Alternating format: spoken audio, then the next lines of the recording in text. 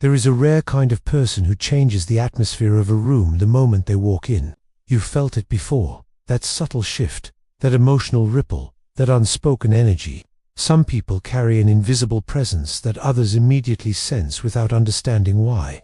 This presence isn't mystical fantasy, it's a psychological reality rooted in the work of Carl Jung, one of the greatest minds in depth psychology. Jung believed that certain individuals operate with a heightened sensitivity he considered both magnetic and dangerous. These people are what we now call empaths, but not in the casual pop culture sense. Jung saw them as carriers of a unique energetic frequency shaped by wounds, resilience, and unconscious transformation. He described this phenomenon through what later became known as the wounded healer archetype. According to Jung, empaths don't just feel emotions, they process them, transform them, and sometimes even absorb them. Their nervous systems function like emotional antennas tuned to frequencies most people never notice. This depth of perception gives empaths their extraordinary ability to comfort, connect, and heal, yet it also exposes them to manipulation, burnout, and emotional overload. Jung believed that this empathic aura is the result of early psychological adaptation, not random talent. He argued that empaths developed heightened emotional radar because they needed it to survive their environment. Over time, this radar became something more, a transformational power that influences others on an unconscious level. People feel safer around empaths without knowing why. They reveal their secrets without intending to. They project their shadows without realizing it. This creates a double-edged existence for empaths, deeply connected yet easily drained, intuitively wise yet often overwhelmed. In this video, we explore Jung's hidden insights into the empathic aura, what it is, where it comes from, and why it matters. We break down how this aura attracts both light and shadow, healers and takers, seekers and predators. You'll learn why empaths often feel responsible for others' emotions. You'll discover how childhood adaptation became adult sensitivity. And you'll see how this invisible aura can be transformed from a burden into a source of power. If you've ever wondered why you feel so deeply, or why people are drawn to you so intensely, you're exactly where you need to be. Because understanding your empathic nature may be the key to reclaiming your energy, your boundaries, and your identity. Let's begin the journey into Jung's world, and into your own. Jung believed that the empathic aura does not appear out of nowhere. He saw it as the result of early experiences that shaped the nervous system in profound ways. For many empaths, childhood was not simply difficult, it demanded constant emotional awareness. You may have learned to scan faces before you learned to form full sentences. You sensed tension in the room long before anyone raised their voice. Your body became a silent alarm system tuned to the emotional weather around you. Jung described this as an adaptive transformation of perception. In environments where emotions were unpredictable, the psyche sharpened its radar for survival. Over time, this hyper-attunement turned into a permanent sensitivity. You didn't just read emotions, you felt them inside your own body. This is where the empathic aura begins, according to Jung's observations. It forms through what he considered psychological alchemy, the turning of fear into perception. What once protected you became the foundation of an extraordinary ability. Your mind learned to decode micro-expressions others unconsciously ignore. Your nervous system learned to pick up subtle shifts in tone, posture, and intent. Your emotional awareness became more than intuition. It became a survival skill. Jung believed this adaptation rewires the brain in unique ways. Regions connected to empathy, awareness, and emotional processing become more responsive. Mirror neurons fire more intensely. The limbic system reacts faster and more deeply to emotional signals. This neurological sensitivity radiates outward as an energetic presence others can detect. People feel your awareness even when you don't speak. They sense your ability to understand what they cannot express. This is why strangers often confide in you without hesitation. It's why people gravitate toward you during emotional crises. It's why you feel so much more than those around you. Your aura broadcasts safety, depth, and receptiveness, but it also attracts those who seek to take more than they give. Jung noted that this early adaptation makes empaths both intuitive and vulnerable. When you absorb others' emotions automatically, your boundaries become porous. You may feel responsible for keeping the peace. You may feel guilty for stepping back or saying no. You may confuse empathy with obligation. Yet Jung insisted that this sensitivity is not a flaw. It is a sign of advanced psychological development rooted in survival. The challenge is learning to direct it consciously rather than being ruled by it. Jung believed that an empath's aura does far more than sense emotional energy. He argued that it actually interacts with the unconscious material of others. When an empath enters a room, their psyche begins what can be described as an automatic emotional scan. You pick up subtle signals most people overlook. You sense tension, hidden sadness, unspoken fear, or suppressed anger. This perception happens instantly and without conscious effort.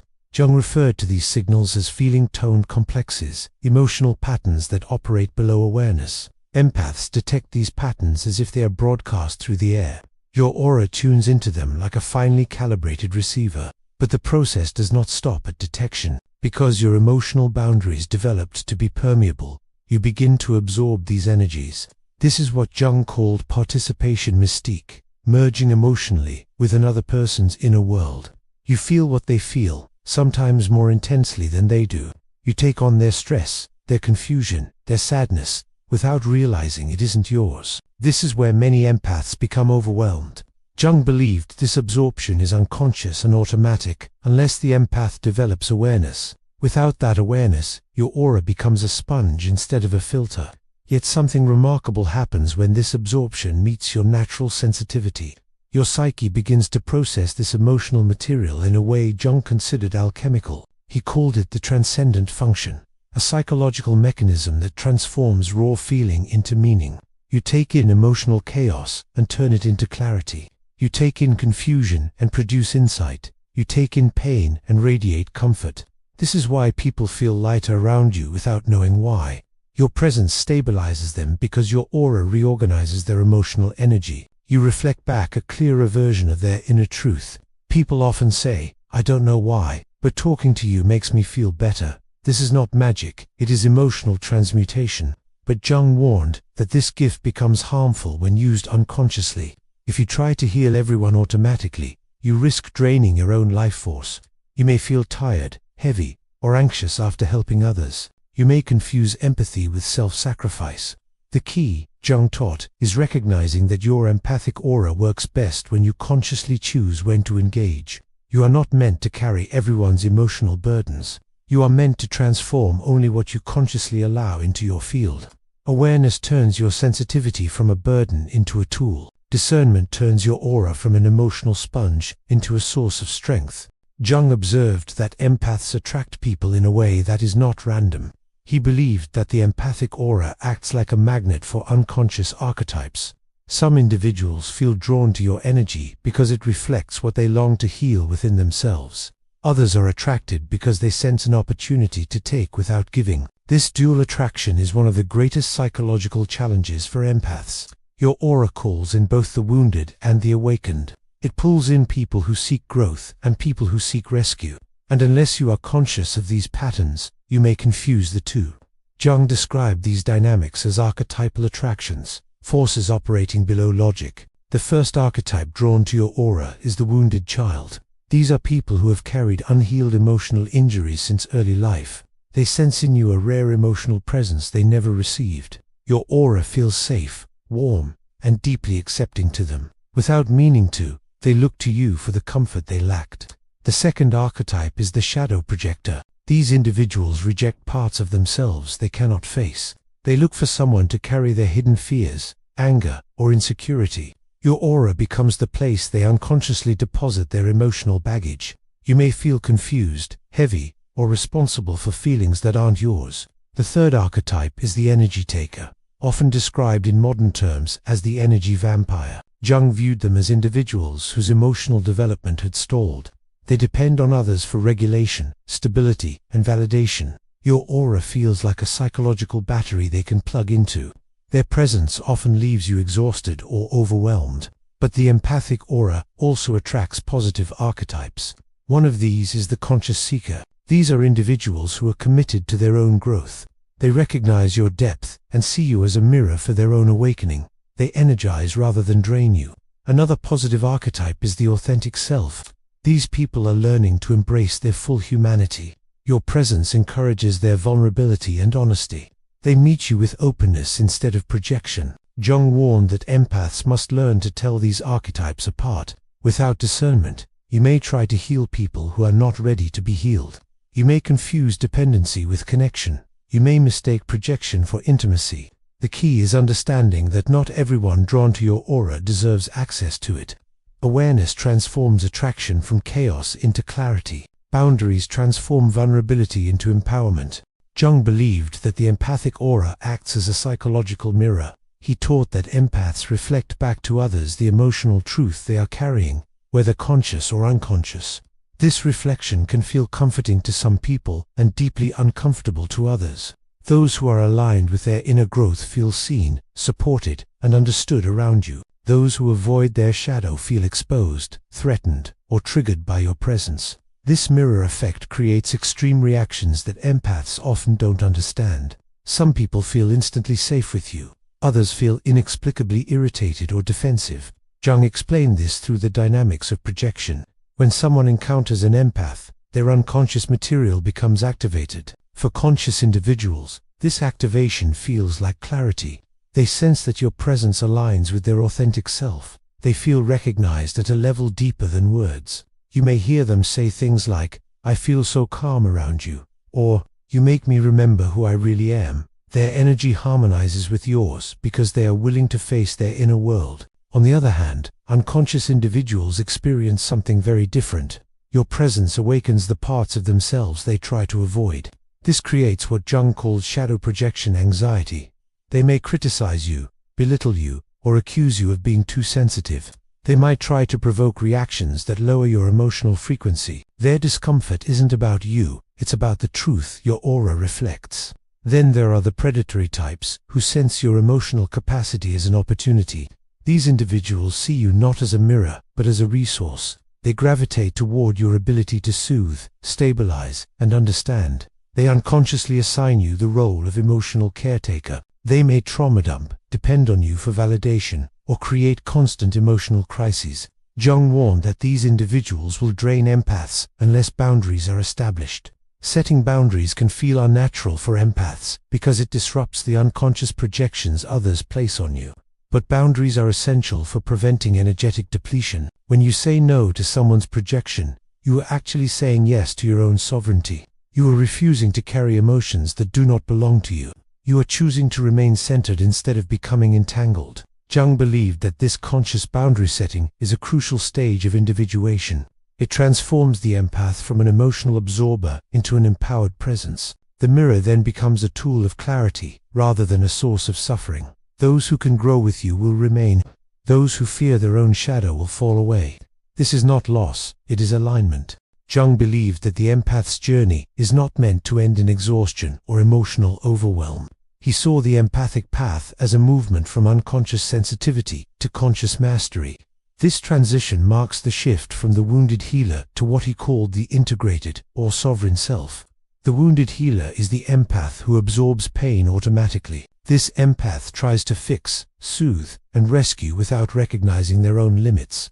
They feel responsible for everyone's emotional state. They mistake empathy for sacrifice and compassion for obligation.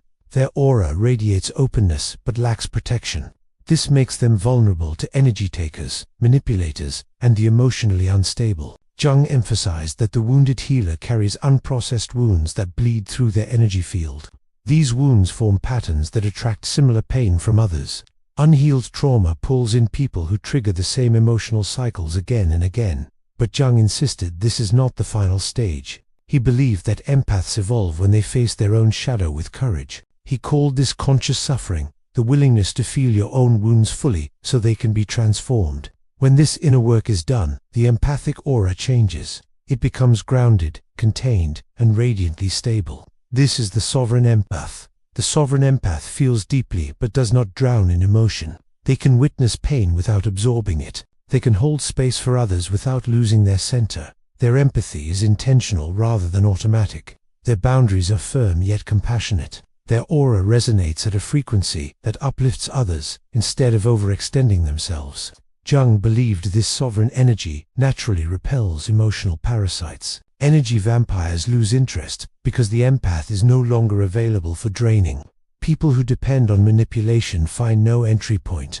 Instead, the sovereign empath attracts individuals who match their level of consciousness. These relationships are reciprocal, nourishing, and spiritually expansive. Healing becomes effortless, flowing from presence rather than effort. The sovereign empath becomes a stabilizing force in the collective unconscious. Their aura helps others access deeper truths and emotional maturity simply by existing. Jung saw this as the empath's highest purpose, to embody consciousness in a world that fears emotional depth. The empath becomes a living example of what it means to feel everything while remaining whole. This is the true power of the empathic aura when guided by awareness, boundaries, and inner integration. It is no longer a burden. It becomes a gift, for the empath and for everyone around them. You've just explored the deeper truth behind Jung's understanding of the empathic aura. You've learned where this rare sensitivity comes from. You've seen how it absorbs, transforms, and reflects emotional energy. You now understand why you attract both light and shadow in others, and you've discovered what it takes to shift from wounded healer to sovereign empath. Your sensitivity is not weakness. Your empathy is not a burden. Your aura is not a flaw. It is a finely tuned instrument of consciousness. When you learn to use it with awareness, it becomes your greatest strength. If this message resonated with you, make sure to like this video. Subscribe to Psychology Insights for more deep-diving content like this. Share this with someone who needs to understand their sensitivity as a superpower. Thank you for watching, and remember, your empathic nature is not too much. It is exactly what this world needs. See you in the next video.